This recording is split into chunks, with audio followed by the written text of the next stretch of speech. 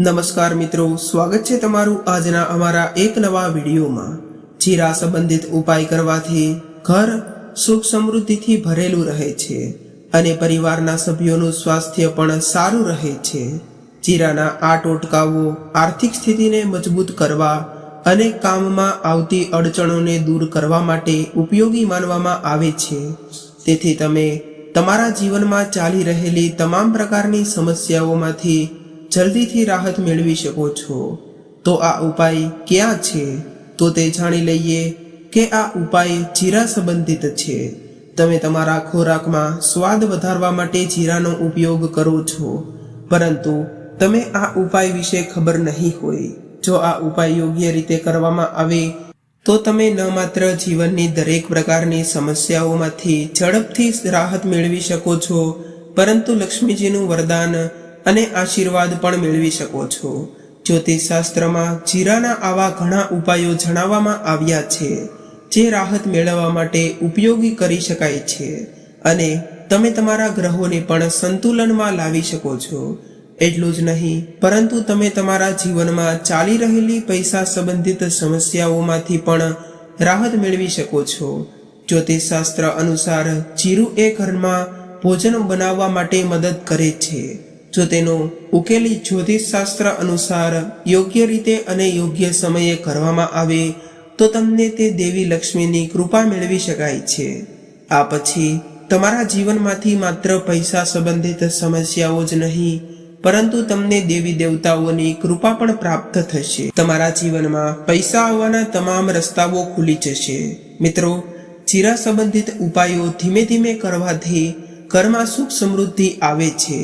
જો આ ઉકેલ યોગ્ય રીતે કરવામાં આવે તો તમારી આર્થિક સ્થિતિ પર પણ ઘણી મજબૂત બની શકે છે। જીરાનો યોગ્ય રીતે ઉપયોગ કરવાથી જીવનમાં સતત આવતી સમસ્યાઓ દૂર થાય છે। બીજી તરફ તમારું ભાગ્ય કેવી રીતે આકર્ષિત કરી શકાય? તમે જે પણ કાર્ય શરૂ કરો છો તેમાં તમને સફળતા મળે છે। મિત્રો, ધારો કે તમારી કુંડળીમાં વાસ્તુ દોષ છે અથવા મંગળ દોષ છે અથવા તો શનિ દોષ છે, તો તમારા જીવનમાં ઘણી સમસ્યાઓ રહે છે જેનાથી તમે ભાંગી પડ્યા છો। તમારા જીવનમાં તમે જોઈ રહ્યા હશો કે પૈસા આવવાનું બંધ થઈ ગયું છે, તમને કોઈ પણ બીમારી થઈ ગઈ હોય અને તેનો ઈલાજ પણ નથી જડી રહ્યો, પણ કોઈ ફાયદો પણ નથી થઈ રહ્યો। તો મિત્રો, તેમના માટે તમારે આ વિડીયોને અંત સુધી ધ્યાનથી સાંભળજો અને જો અમારી ચેનલ પર પહેલીવાર આવ્યા હોય તો ચેનલને સબસ્ક્રાઇબ જરૂરથી કરી લેજો।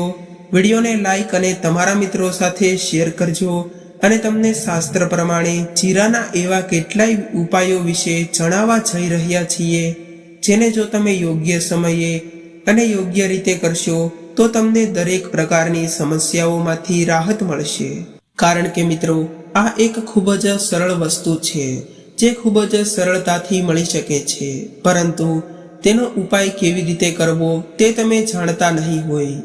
મિત્રો, એક વાતનું ધ્યાન રાખો કે તંત્રશાસ્ત્રમાં જીરાના ઉપાયને સર્વશ્રેષ્ઠ ઉપાય જણાવવામાં આવ્યો છે।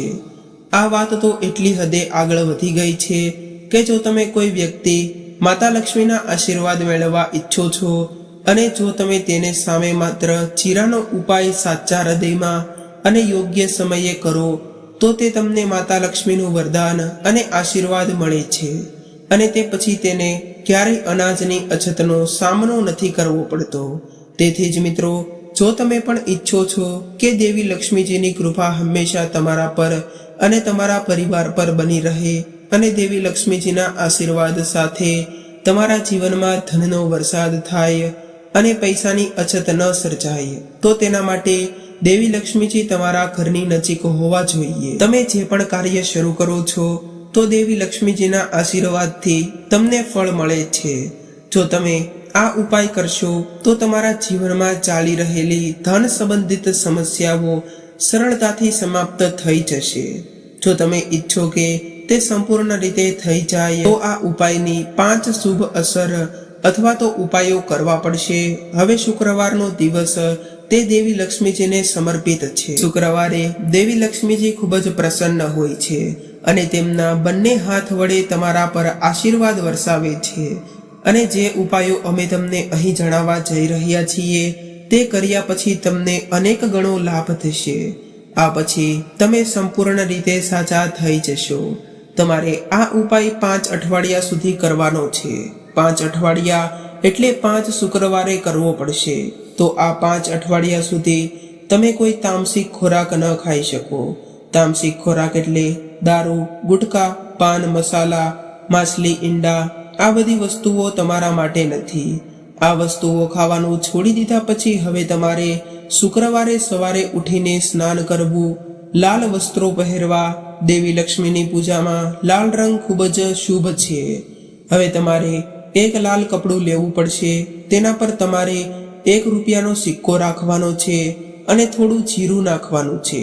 તમારે આ લાલ કપડાને મૂળાના દોરાથી બાંધવાનું છે. ત્યારબાદ તે દોરાથી બાંધેલા લાલ કપડાને માતા લક્ષ્મીજીના મંદિરની બહાર બેઠેલા કોઈ પણ હોય તેને દાન કરવાનું છે. માતા લક્ષ્મીજીની કૃપાથી તમારું ઋણ સંપૂર્ણ રીતે દૂર થઈ જશે. તમને દેવાના બોજમાંથી આસાનીથી રાહત મળી જશે. હવે મિત્રો, આ સાથે આપણે બીજા ઉપાય વિશે વાત કરી લઈએ. જે ઉપાય અમે તમને જણાવવા જઈ રહ્યા છીએ તે કદાચ તમને આ વાત ખબર નહીં હોય. જ્યારે તમારા ઘરની પ્રગતિ થાય છે ત્યારે તમારા મિત્રો અને સંબંધીઓ જે કદાચ તમારા ઘર પર ખરાબ નજરો નાખતા હોય તો પછી તમારા ઘરમાં દેવી દેવતાઓના આશીર્વાદ આવતા બંધ થઈ જાય છે. અને કદાચ આ એટલી ખરાબ વસ્તુ છે કે તે લીલા ઝાડને પણ સુકાવી નાખે છે. તમારા ઘરને આશીર્વાદ નથી મળતા, તમારા ઘરની પ્રગતિ નથી થતી. જો તમારા ઘરને આશીર્વાદ અને તમારું ઘર સમૃદ્ધ રહે તો અમે તમને એક સરળ ઉપાય જણાવવા જઈ રહ્યા છીએ. જો તમે આ ઉપાય જાણતા ન હોય તો આ ઉપાયને તમે જરૂરથી એકવાર ઉપયોગ કરી લેજો. તો મિત્રો, મંગળવારે સૂર્યાસ્ત થયા પછી આ ઉપાય તમારે કરવાનો છે. પરંતુ આ ઉપાયને તમારે માત્ર 3 મંગળવાર માટે કરવાનો છે કે 3 મંગળવાર કરવાથી નકારાત્મક શક્તિઓ તમારા ઘરમાંથી ખતમ થઈ જશે અને તમારા ઘરમાં સકારાત્મક ઉર્જાનો વાસ થશે. તો તે કરવા માટે તમારે માટીનો દીવો લેવાનો છે. માટીના દીવા સિવાય જો તમારી પાસે પિત્તળનો દીવો હોય તો તમે તેને પણ ઉપયોગમાં લઈ શકો છો. તેના પર તમારે થોડું થોડું કરીને જીરું નાખો, 3 કાળા મરી નાખો, લવિંગ નાખો. તમારે આટલું જ રાખવાનું છે. તમારે 3 મંગળવાર સુધી તેને બાળીને આખા ઘરમાં થોડા સમય માટે તેનો ધુમાડો કરવાનો છે અને આખા ઘરને આશીર્વાદ આપવાના છે. આ ઉપાય કર્યા પછી તમારા ઘરમાંથી બધી નકારાત્મક શક્તિઓ ખતમ થઈ જશે અને તમારા ઘરમાં નક્ષત્રો સારા થવા લાગશે. પૂજા દરમિયાન દેવી દેવતાઓનો વાસ થાય છે અને જે કોઈ પણ નકારાત્મક શક્તિઓ અથવા તો કોઈ પણની દૃષ્ટ અસર હશે તે પણ સમાપ્ત થવા લાગશે. એ જ રીતે મિત્રો, હવે ધારો કે તમારા ઘરમાં કોઈ દોષ છે, એટલે કે કોઈએ ખરાબ નજર નાખી છે, તમારા પર નજર નાખી હોય. જો તમે આ વસ્તુથી પરેશાન છો તો અમે તમને આ પ્રકારની ખરાબ નજરોથી છુટકારો મેળવવા માટે એક સરળ ઉપાય જણાવી રહ્યા છીએ.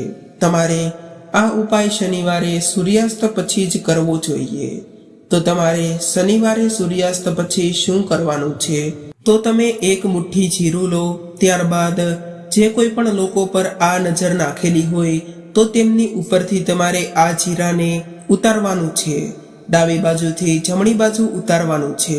ત્યારબાદ તે ઉતારીને તે જીરાને તમારે ઘરની સામે કોઈ પણ જગ્યાએ તમારે આ જીરાને વાવી દેવાનું છે અને આ જીરાને શનિવારે વાવવાનું છે. તો મિત્રો, આ ઉપાય કરવાથી તમારા પર કોઈ પણ ખરાબ નજરો હોય તે ખરાબ હોય તો પણ તે ત્યાં ત્યાં સમાપ્ત થઈ જશે અને તમને કોઈ પણ કાર્યમાં જલ્દી જ પ્રગતિ મળવા લાગશે અને સફળતા પણ મળશે. મિત્રો, એક વાત, જો રાહુ કેતુ કોઈ વ્યક્તિને સાથ નથી આપી રહ્યા તો પછી ભલે તે ગમે તેટલી મહેનત કરે તે ક્યારેય આગળ વધી નથી શકતો. જો તમારે રાહુ કેતુનો સાથ જોતો હોય અને જો તમે ઈચ્છો કે રાહુની કેતુની મદદથી તમે જે પણ નિર્ણય લો છો તે નિર્ણયથી તમને ફાયદો થાય તો તમારે ભગવાન વિષ્ણુની પ્રાર્થના કરવી જોઈએ.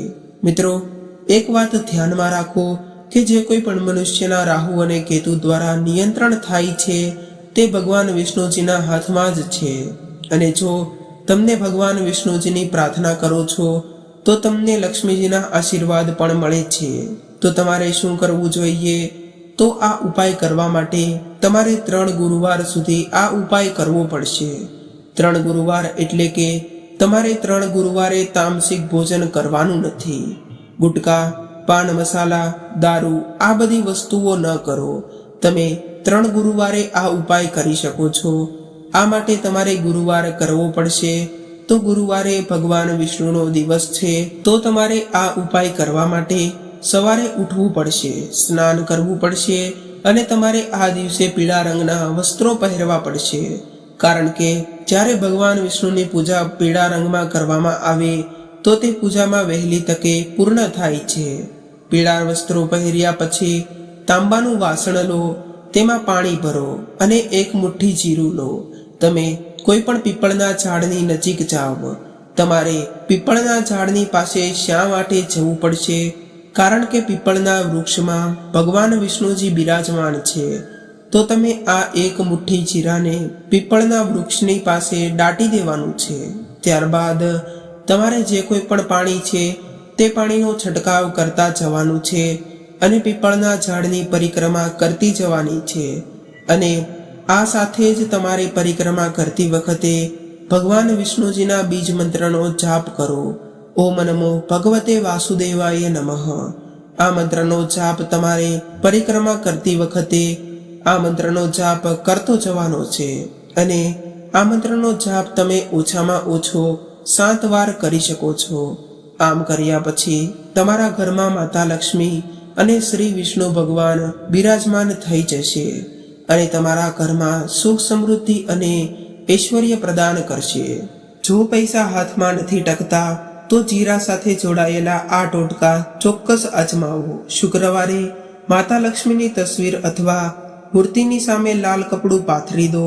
હવે તેના પર મુઠ્ઠીભર જીરું નાખો અને થોડા સિક્કા રાખો. માતા લક્ષ્મીની પૂજા કર્યા પછી જીરું અને પૈસા લપેટીને જ્યાં તમે તમારા પૈસા રાખો છો ત્યાં રાખી દો. એવું માનવામાં આવે છે કે તેનાથી ઘરમાં દેવી લક્ષ્મીની કૃપા આવે છે અને આર્થિક સ્થિતિ મજબૂત બને છે. જો તમારી આસપાસ નકારાત્મક ઉર્જા હાજર હોય અથવા તમને ખરાબ નજર લાગી હોય તો જીરાના થોડા દાણા લો અને તેને 7 વાર માથા પરથી ઉતારો અને તેને આગમાં નાખી દો. આમ કરવાથી નકારાત્મક ઉર્જા નાશ પામે છે અને સકારાત્મક ઉર્જા ચારે બાજુ આવે છે. દર ગુરુવારે સવારે જીરું ખાધા પછી ઘરની બહાર નીકળવું જોઈએ. એવું માનવામાં આવે છે કે આમ કરવાથી દિવસ સારો જાય છે અને જે કામ માટે તમે ઘરની બહાર જઈ રહ્યા છો તે કામ પૂર્ણ થવાની સંભાવના વધી જાય છે. તો મિત્રો, આ સાથે આપણો આજનો વિડીયો અહીંયા પૂર્ણ કરીએ છીએ. જો તમને આ વિડીયો પસંદ આવ્યો હોય અને આવા જ વિડીયો અને આવા પ્રયોગો કરીને તમે દેવી દેવતાઓ પાસેથી તેમની અસીમ કૃપા અને ધન ઐશ્વર્ય પ્રાપ્ત કરવા માંગતા હોય તો અમારી ચેનલને જરૂરથી સબસ્ક્રાઇબ કરી લેજો અને નોટિફિકેશન બેલને ઓન કરવાનું તો ભૂલતા જ નહીં. અને જો અમારા આવા વિડીયો જોવા પસંદ આવતા હોય તો વિડીયોને લાઈક અને તમારા મિત્રો સાથે અવશ્ય શેર કરી દેજો, જેથી કરીને બધા લોકોને આવા ઉપાયો વિશે જાણ થઈ શકે. તો ફરી મળીશું એક નવા વિડીયો સાથે. ત્યાં સુધી સૌને મારા જય માતા લક્ષ્મી.